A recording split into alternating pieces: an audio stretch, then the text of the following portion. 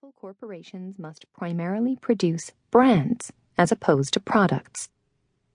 Until that time, although it was understood in the corporate world that bolstering one's brand name was important, the primary concern of every solid manufacturer was the production of goods. This idea was the very gospel of the machine age. An editorial that appeared in Fortune magazine in 1938, for instance, argued that the reason the American economy had yet to recover from the Depression was that America had lost sight of the importance of making things. This is the proposition that the basic and irreversible function of an industrial economy is the making of things, that the more things it makes, the bigger will be the income, whether dollar or real, and hence that the key to those lost recuperative powers lies in the factory, where the lathes and the drills and the fires and the hammers are. It is in the factory and on the land and under the land that purchasing power originates.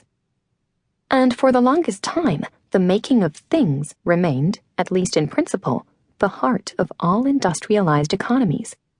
But by the 80s, pushed along by that decade's recession, some of the most powerful manufacturers in the world had begun to falter. A consensus emerged that corporations were bloated, oversized, they owned too much, employed too many people, and were weighed down with too many things. The very process of producing, running one's own factories, being responsible for tens of thousands of full-time permanent employees, began to look less like the route to success and more like a clunky liability. At around this same time, a new kind of corporation began to rival the traditional all-American manufacturers for market share. These were the Nikes and Microsofts, and later the Tommy Hilfigers and Intels. These pioneers made the bold claim that producing goods was only an incidental part of their operations, and that thanks to recent victories in trade liberalization and labor law reform, they were able to have their products made for them by contractors, many of them overseas. What these companies produced primarily were not things, they said, but images of their brands. Their real work lay not in manufacturing, but in marketing. This formula, needless to say, has proved enormously profitable, and its success has companies competing in a race toward weightlessness. Whoever owns the least, has the fewest employees on the payroll, and produces the most powerful images, as opposed to products, wins the race.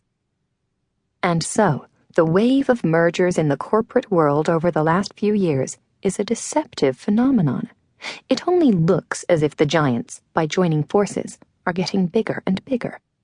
The true key to understanding these shifts is to realize that in several crucial ways, not their profits, of course, these merged companies are actually shrinking. Their apparent bigness is simply the most effective route toward their real goal, divestment of the world of things.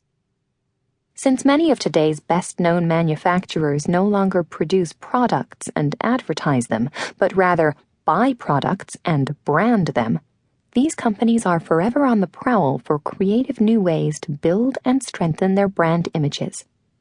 Manufacturing products may require drills, furnaces, hammers, and the like, but creating a brand calls for a completely different set of tools and materials.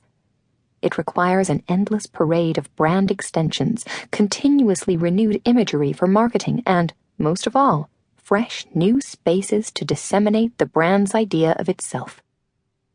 In this section of the book, I'll look at how, in ways both insidious and overt, this corporate obsession with brand identity is waging a war on public and individual space, on public institutions, such as schools, on youthful identities, on the concept of nationality, and on the possibilities for unmarketed space. The beginning of the brand. It's helpful to go back briefly and look at where the idea of branding first began. Though the words are often used interchangeably, branding and advertising are not the same process. Advertising any given product is only one part of branding's grand plan, as are sponsorship and logo licensing. Think of the brand as the core meaning of the modern corporation, and of the advertisement as one vehicle used To keep listening to this audiobook for free, click the link in the description. It will take you to a free Audible trial where you can listen to this and many other books for free for 30 days.